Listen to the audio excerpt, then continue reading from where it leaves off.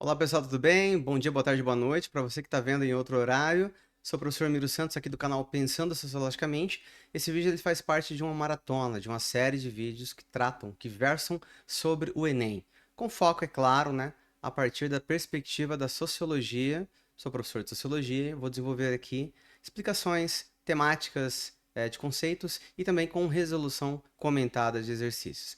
Essa aula vai falar sobre o mundo do trabalho, a gente vai responder algumas questões comentadas aqui para você ficar craque. Questões, é claro, do Enem, tá bom? Vem comigo, tamo junto. Bom, pessoal, Maratona Enem 2024, você que não viu, veja os outros vídeos, tem links aqui na descrição do vídeo e você vai encontrar no meu canal também muita coisa sobre conhecimentos de sociologia, conhecimentos sobre educação, etc e tal. Beleza? Vamos que vamos, Maratona Enem 2024. Bom, esse vídeo, essa aula vai tratar sobre o mundo do trabalho. Lembrando que as questões que envolvem o mundo do trabalho podem ser mais ligadas à exploração do mundo do trabalho, ao capitalismo, à burguesia. Não, pode ser ligada à solidariedade, aos tipos de solidariedade existentes em relação à teoria de Durkheim, à divisão social do trabalho, solidariedade mecânica, solidariedade orgânica. Não, pode falar sobre a ética protestante e aí a partir dos estudos de Max Weber. Então depende do que a gente está falando. E também pode ser alguns momentos, né, em relação à reestruturação do mundo do trabalho, Fordismo, Toyotismo, Jusentime, pode falar da precarização, terceirização, pode falar sobre vários assuntos. Mas eu vou colocar algumas questões aqui, a gente vai dialogando com a sociologia e respondendo passo a passo, comentado, todas as alternativas vão ser comentadas, tá bom? Vamos lá. Bom, é isso. Vamos para as questões. Questões maratona do Enem. Eu vou colocar aqui, gente, a minha caneta e para que a gente possa já fazer aí as devidas anotações. Essa questão eu julguei que ela tem uma dificuldade intermediária, tá falando um pouquinho sobre a tecnologia, falando sobre modificações na estrutura da produção, estrutura produtiva, e vamos lá. Enem 2016, questão 1. A mundialização introduz o aumento da produtividade do trabalho, sem acumulação de capital, justamente pelo caráter divisível da forma técnica molecular digital, do que resulta a permanência da má distribuição da renda. Exemplificando mais uma vez, os vendedores de refrigerantes às portas dos estádios viram sua produtividade aumentada, graças ao just-in-time dos fabricantes e distribuidores de bebidas. Mas para realizar o valor de tais mercadorias, a forma de trabalho dos vendedores é a mais primitiva. Combinam-se, pois, a acumulação molecular digital com o puro uso da força de trabalho. Crítica à razão dualista, o ornitorrinco, né? Aqui de Oliveira. Bom, tá falando o texto, né, sobre a mundialização, sobre o trabalho just in time, sobre a reestruturação no modo de trabalho, né, o trabalho sobre demanda, com uma alteração no processo do ritmo do trabalhador, alteração no fornecimento e na produção, né, da matéria, das mercadorias, etc e tal. Ó, o comando da questão vai dizer o seguinte, né? Os aspectos destacados no texto afetam diretamente questões como emprego e renda, sendo possível explicar essas transformações pelo. Então, ele está falando aqui sobre o que, gente? Ó, a reestruturação produtiva, tá? Às vezes vocês podem estudar também em geografia, e é uma reestruturação produtiva, né, com mudanças que estão em curso, né? Então, assim, considerações em relação à tecnologia, modificações da própria estrutura de produção. Né, os aspectos destacados, né, é possível explicar essas transformações pelo quê? Letra A. Crise bancária e fortalecimento do capital industrial. Gente, essa A tá errada. Por que não, né? Aqui está o fortalecimento do capitalismo financeiro. Então, nesse caso, né, crise bancária não, né? E aí tá, aumenta-se o capital financeiro, a financiarização, a, a mundialização do capital, ela torna muito possível, né, e muito rápida, né, a mudança, né, de locais, né, o fornecimento de capitais, o trânsito de capitais, etc e tal. Então essa é a letra A, não. A B, Inovação toyotista. Faz parte da inovação toyotista e a regularização do trabalho formal. Não, né? Aqui está a desregulação do trabalho. Então, está falando muito sobre a desregulamentação do trabalho, do mercado de trabalho. E aí você tem aquela figura, a figura do trabalhador, que ele é polissêmico, né? É um trabalhador multifacetado, que vai fazer muitas coisas, vai fazer tudo ao mesmo tempo, vai carecer de educação, de capacitação para o trabalho, de formação para o trabalho, e mesmo aqueles que são altamente capacitados, eles vão fazer muita coisas, né? E aí desregulamento o trabalho, porque você não vai ter a força do sindicato, a força da coletividade da organização desse mundo do trabalho, beleza? Então, essa B está errada. Letra C, né? Essa letra C vai falar, ó, impacto da tecnologia e as modificações na estrutura produtiva. Tem muito a ver, a gente deixa na berlinda aqui, ela é a melhor que responde até agora. Letra D, emergência da globalização e a expansão do setor secundário. Não, a gente tem aqui o aumento do setor de serviços, o setor secundário é o industrial. E aqui nesse caso, aumento do setor de serviços, terciário, etc e tal. Então aqui está errado. Letra E, diminuição do tempo de trabalho e a necessidade do diploma superior. Então, né, o trabalho torna-se multifacetado, né, polissêmico, aumenta seu trabalho, né. Inclusive, você vai ter alguns autores que vão falar, ó, você está trabalhando até mais com o advento da tecnologia e da informação, porque você tem que responder, você tem que fazer, participar de reuniões online, tem que acessar entregas, acessar comandos via o celular, via aplicativos, que você acaba trabalhando um tempo muito maior. Então, assim, a emergência da redução da jornada de trabalho não acontece agora e não é uma defesa da reestruturação, na verdade, você trabalha mais. O Uber ou o motorista de aplicativo ou o moto entregador, ele defende que vai trabalhar por conta própria, mas na verdade, ao invés de 8 horas de trabalho, ele trabalha 10. Trabalha 11, trabalha 12, trabalha 14 horas, 15 horas, 16 horas o dia inteiro na moto ou no carro rodando para garantir o sustento da sua família, ganhar o pão, né? O faz-me rir, o pão de cada dia. Então, essa está errada. Então, não é diminuição do tempo de trabalho, não, é o aumento.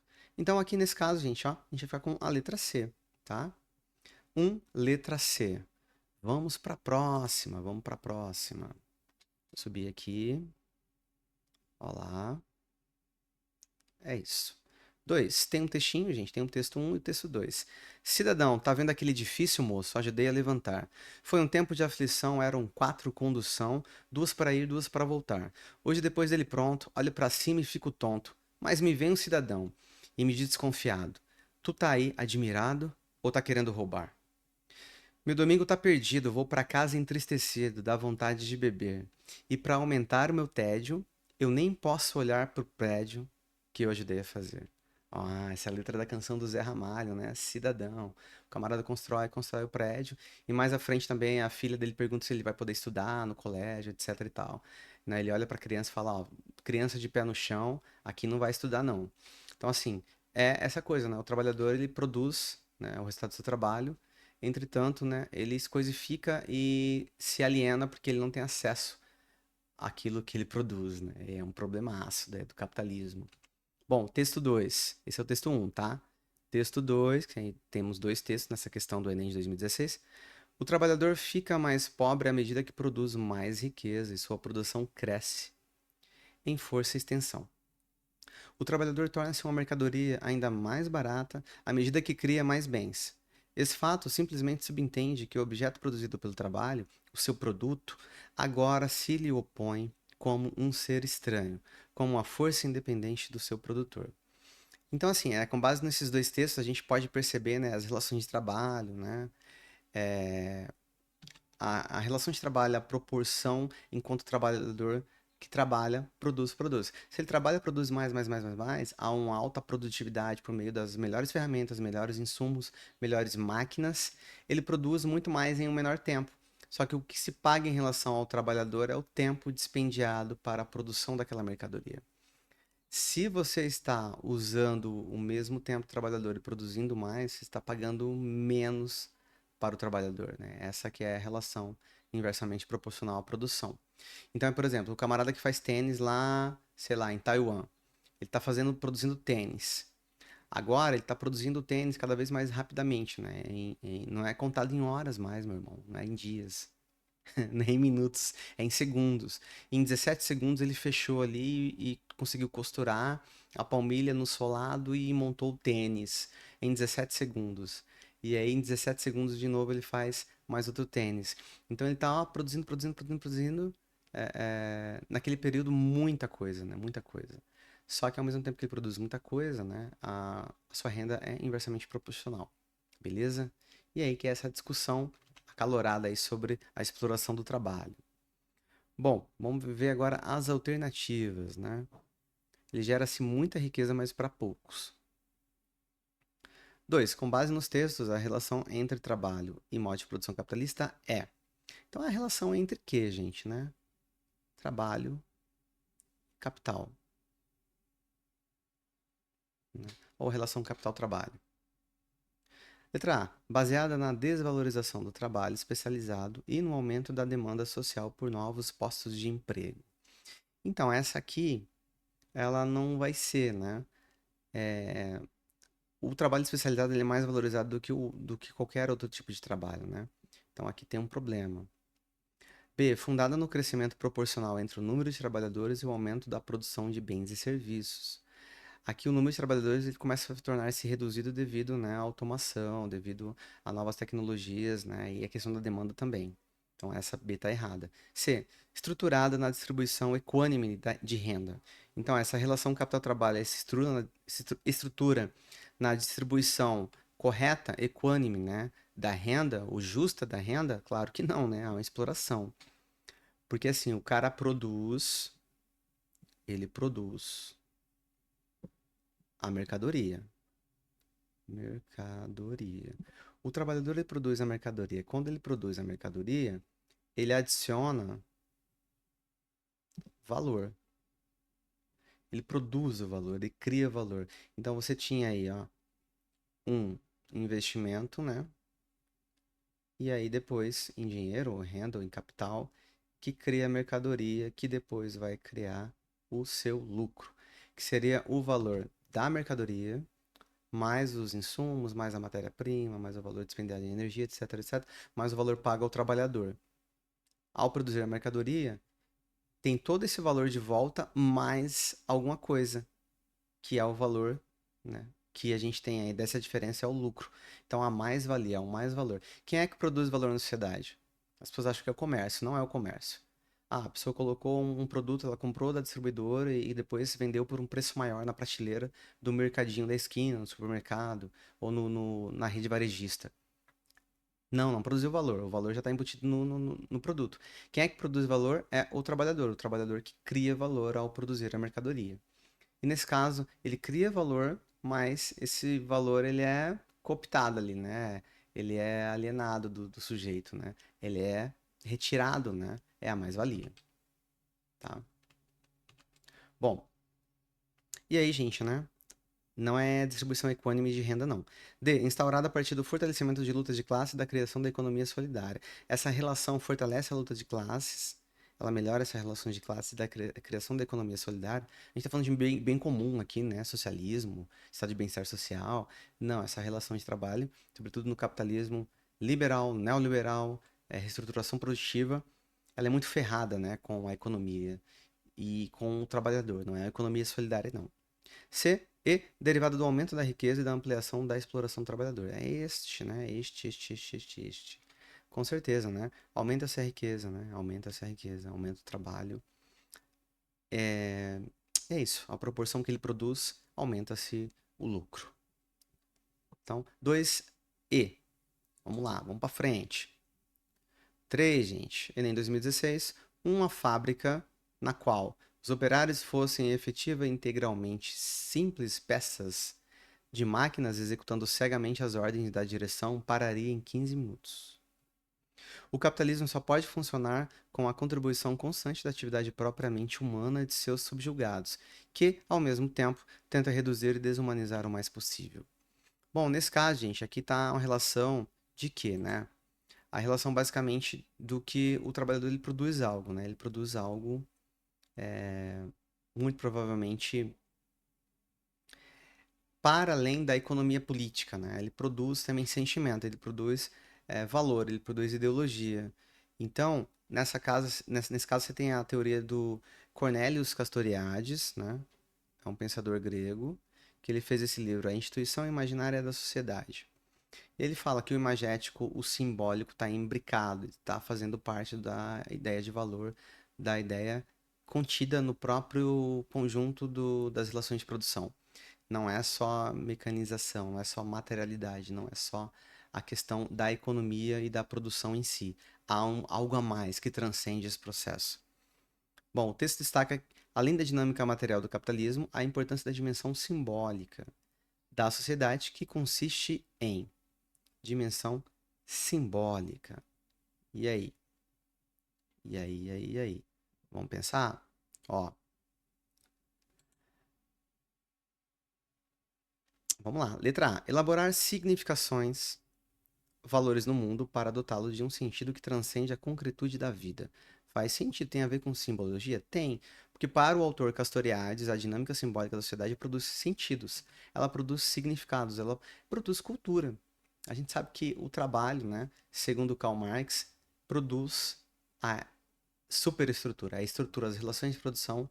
Quando o ser humano, ele chama de homem, quando o homem tem que desenvolver alguma atividade para sanar a sua necessidade vital, ele produz algo ali, né? Ele se distancia da natureza, ele se distancia do instinto, ele está produzindo algo. É o que ele chama atenção ao falar que mesmo o pior arquiteto, ele produz algo diferente da melhor abelha.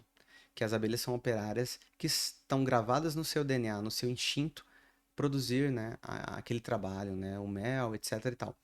Já o arquiteto, ele tem que usar a criatividade para criar algo, aquilo que a natureza não existe, e aí ele vai produzir cultura nesse processo. Ele pega a ideia de Hegel, que também Hegel falava, né, da importância do trabalho, né, como algo importante e foco central, que iria transformar a sociedade, etc e tal. Só que Marx vai para a economia política e para o materialismo histórico dialético. E nesse caso, Castoriadis, ele defende que tenha algo a mais aí, que transcende, que ligado por uma simbologia de significados inerentes ao processo de construção do capitalismo, tá?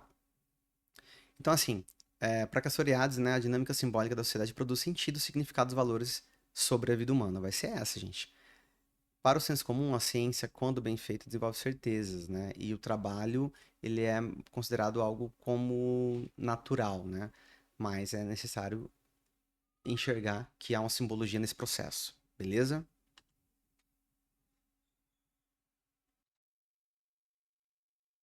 Bom, opa, acabou trocando aqui na tela, deixa eu voltar.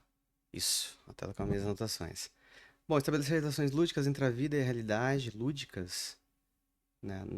E a realidade sem a pretensão de transformar o mundo dos homens. Eu acho que não é por aí não, hein? Atuar sobre a vivência real e modificá-la para estabelecer relações interpessoais baseadas no interesse mútuo. Interesse mútuo também não. Então a gente está falando sobre o que, né, gente?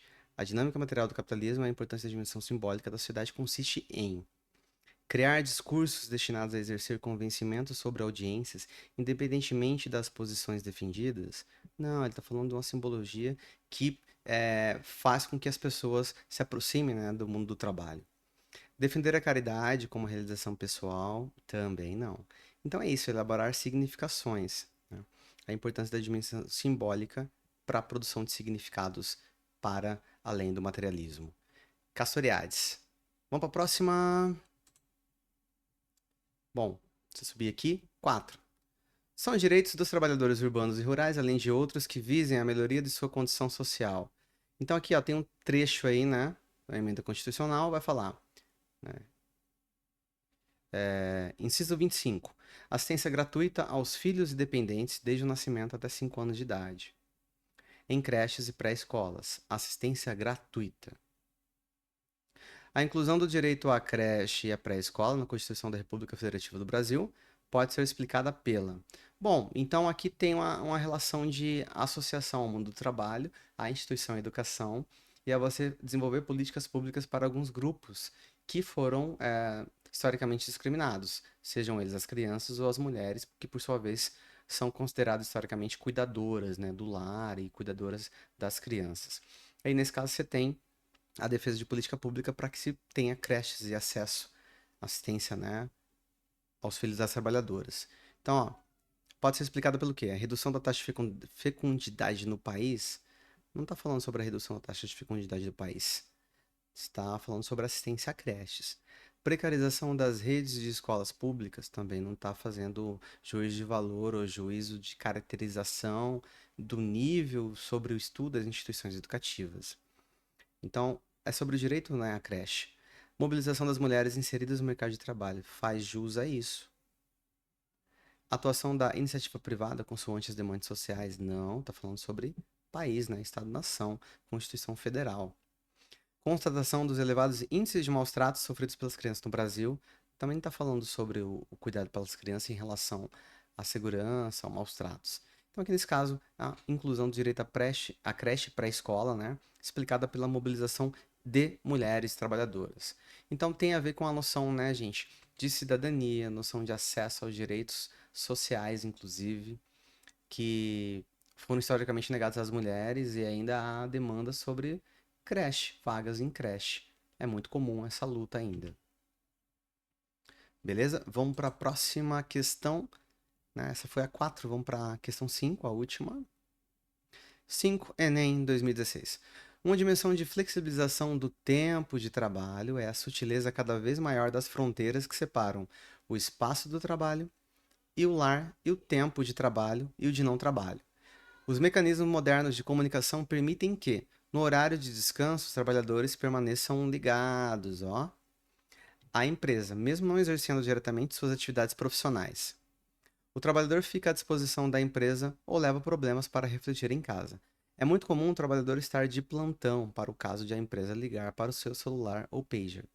A remuneração para esse estado de alerta é irrisória ou inexistente. Então aqui, gente, mudanças e tendências recentes da regulação do trabalho. Foi produzida, né, claro, muito antes aí da pandemia, do advento do trabalho de home office como mais comum, né? Mas assim, a gente sabe que isso é verdade, há um controle dos corpos por meio da internet, ferramentas digitais, mesmo, né, após a pessoa ter saído do expediente laboral. É o chefe que liga, é o supervisor que pergunta alguma coisa, é um aviso sobre uma demanda, sobre algo que é para ser feito, ou um contato que você tem que entrar em contato depois por e-mail, por telefone.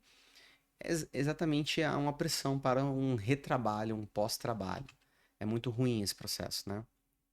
Então o autor chama atenção para influências históricas e culturais das gerações em relação ao trabalho, né? Há uma pressão, né, cultural do nosso tempo também, beleza? Então essa é a 5.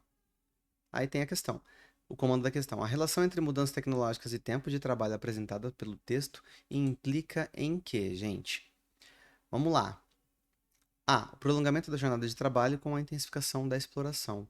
Tem muito a ver, hein? Eu ficaria com essa, com certeza deve ter uns 90, 80% aqui. Vamos deixar na berlinda. O aumento da fragmentação da produção com a racionalização do trabalho. Se fosse racionalização, né, não seria esse trabalho aí tão zoado, né? Então, é um prolongamento da jornada de trabalho, não é só fragmentá-lo, não. O privilégio de funcionários familiarizados com equipamentos eletrônicos. Privilégio de gente que está sendo explorada.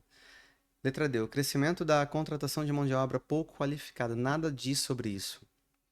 Letra E. Declínio dos salários pagos aos empregados mais idosos. Também nada diz sobre isso, não tem nada a ver. Então a gente vai ficar com a A. Então, assim, as mudanças tecnológicas poderiam ser utilizadas para a melhoria da qualidade das pessoas, do processo de trabalho, com prevalência de condições que não de exploração, né? E, se possível, até mesmo a redução da jornada de trabalho. Então, assim, todavia o que acontece? É o contrário, é o oposto, né? É aumento da jornada de trabalho, é o aumento de controle, das ferramentas de instrumentos, né, de mecanismos de controle para condicionar o trabalhador mesmo num período pós-trabalho. O resultado de depressão, ansiedade, a síndrome de burnout, TDAH, e aí é falado em alguns autores, né? Muito problemática essa questão que gira sobre a sociedade do cansaço, inclusive. É uma sociedade que está se retroalimentando de muita informação, muita demanda, muitas coisas para serem feitas. Tem até um livro de um camarada chamado Bill Churran, né? Que ele vai mostrar que a sociedade disciplinar e repressora do século XX, que é aquela que o Foucault desenvolve, né? Só a microfísica do poder, que essa sociedade disciplinar, descrita por Michel Foucault, ela perde espaço para uma nova forma de organização, né? Então, procure o livro aí depois, chamado Sociedade de Cansaço, Bicho-Han. É isso, gente. Ficamos aqui. Obrigado por você me acompanhar. Tamo junto. Eu acho que a gente fez aí um apanhado do Enem. E é isso, né? Vamos sempre aqui pensando a sociedade, a educação e a complexidade do real. Obrigado por você me acompanhar até aqui. E vamos estudando e vamos resolvendo questões, seja do Enem ou de outras provas e processos seletivos. Vamos ficar ligado. Valeu. Até mais, um forte abraço.